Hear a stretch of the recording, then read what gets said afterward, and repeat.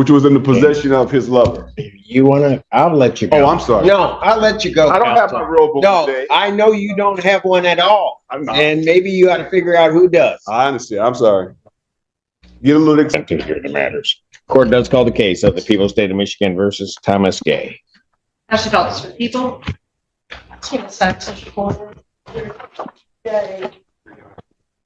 Are you sure, or you just?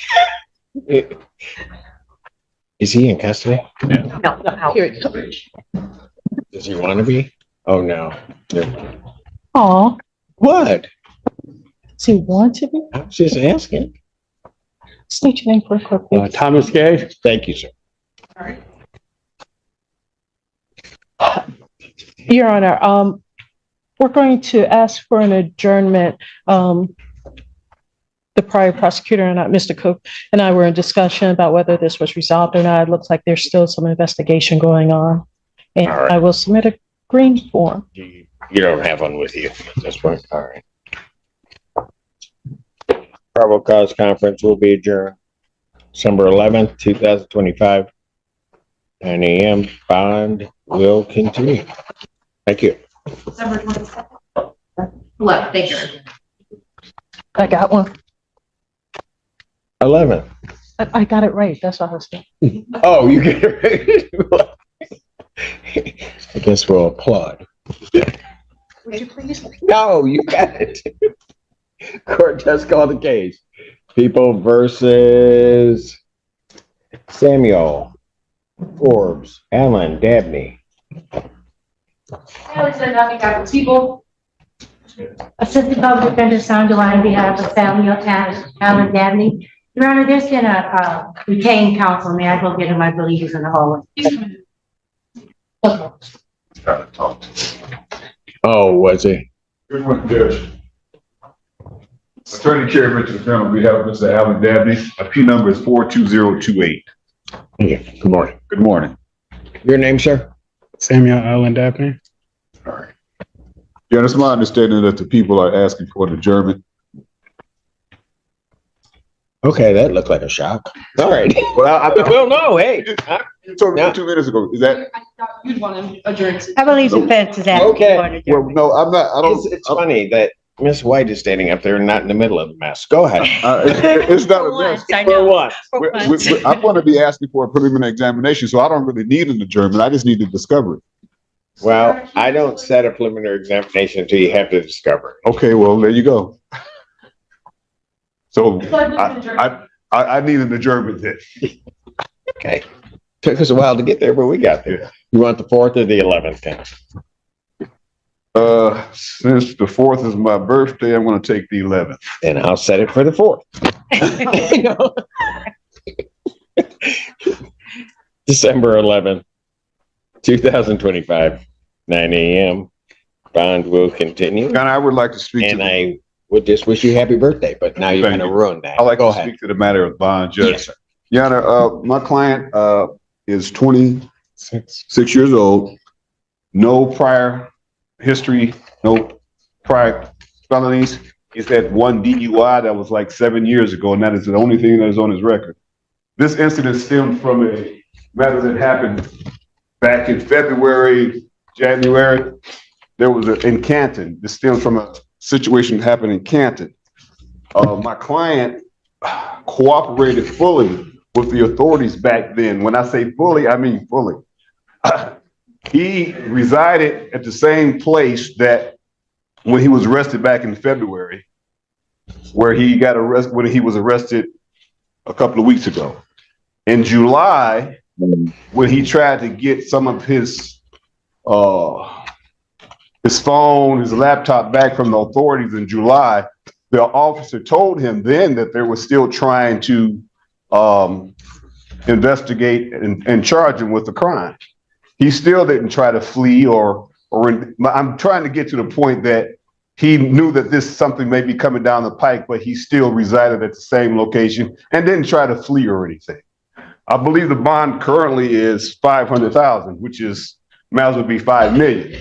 I would respectfully ask the court, based upon his non-criminal history and the fact that he did not try to flee, even though he was arrested back in February, was held for a few days. Is that correct? 3 days. Fully cooperated with the authorities then, gave statements and everything. And a few months passed. A request for adjournment. Scheduling discussions. Measured, almost casual exchanges between counsel and the court. Nothing unusual. Then the conversation turned to bond. And the tone shifted. Defense counsel stood and painted a clear picture.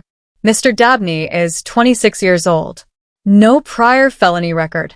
1 DUI years ago, nothing more. When investigators first approached him months earlier, he cooperated fully. He stayed at the same address. He didn't run. And when he got his phone back or went to try to get his license from the police officers, the detective, they said, hey, we're still investigating. They're trying to charge you with this. Still resided at the same location. When they arrested him, he was at the same location. I would respectfully ask the court to give a more reasonable bond. I know the charges are serious.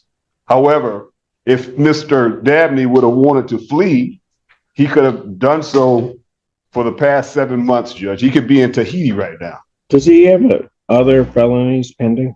No, Judge. No. No. Okay. Fine. Your Honor, I would object. It's my understanding from Mr. Kennedy, as I'm covering this case from today, is that at the next PCC, it's our intention to amend the complaint to amend the charges and add charges of aggravated CCM possession using a computer to commit a crime, as well as CCM possession. In this case, it does stem from an incident in Canton where authorities were investigating a different individual. And in that investigation of that individual, they found a video on that individual's phone that had been produced in his basement with an individual on a video who resembles Mr. Alan Dabney sexually assaulting a child. Through that, they got his phone for this investigation and located an overwhelming amount of CCM on his device. On Mr. Yes, and those images include images of children performing sex acts on each other, as well as being sexually assaulted by adults, as well as nude photos. And the report only just gives a small, preview of that. The report states overwhelming amount of CCM on his device. So I have extreme concerns given that he was investigated for a video of him sexually assaulting a child, which then led to. You honestly, now I like hold on. Well, She just indicated it you resembled. need to not interrupt. Okay. She did not interrupt you. She just. No, what did I say? I understand, Judge. Go ahead, miss. And then now they find all these other images and videos on his phone. So I have concerns, would ask that bond remain as set. What I would like to object to was she indicated it resembles. They had 9 months to determine whether or not this was in fact that a person on the video. And now she's saying resembles. And then 2 minutes later, she said, it is him? I object to that mischaracterization, Judge.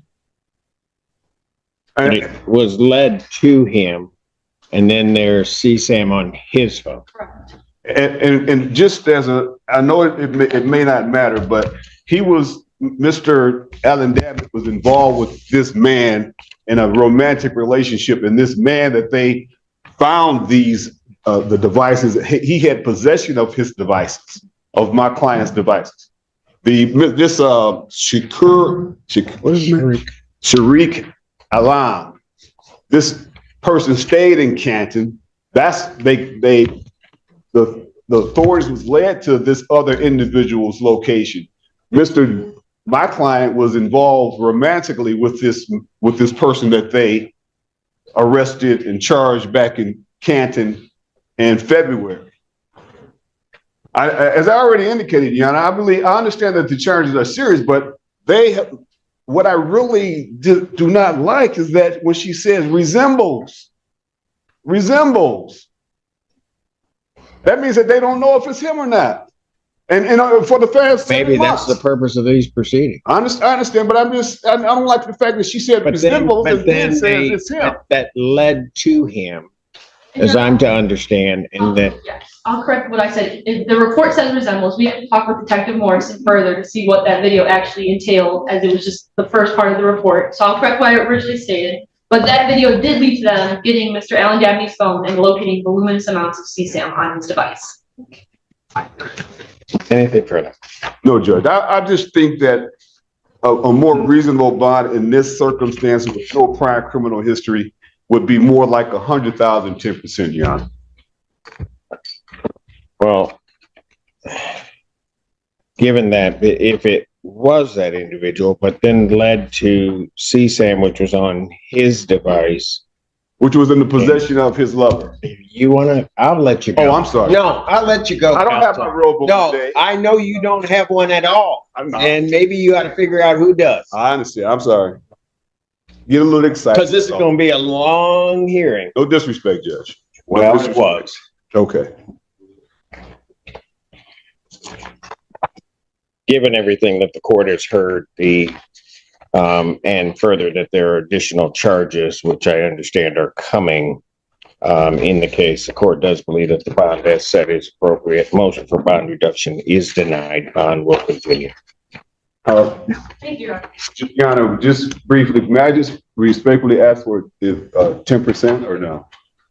Bond will continue as set. Thank you. Thank you.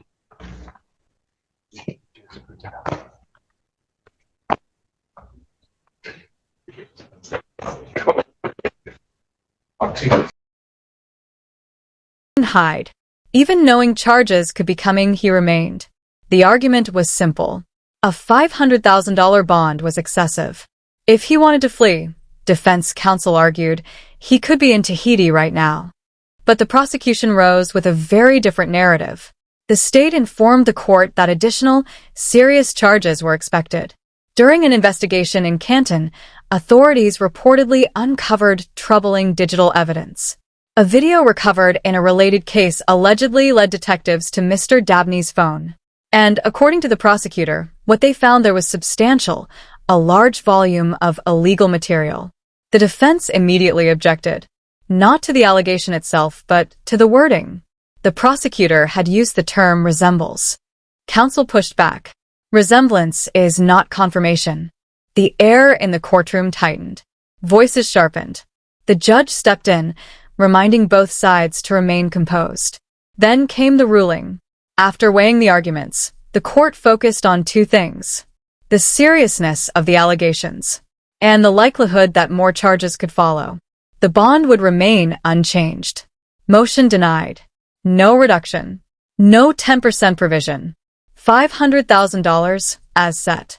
In that moment, two principles stood side by side.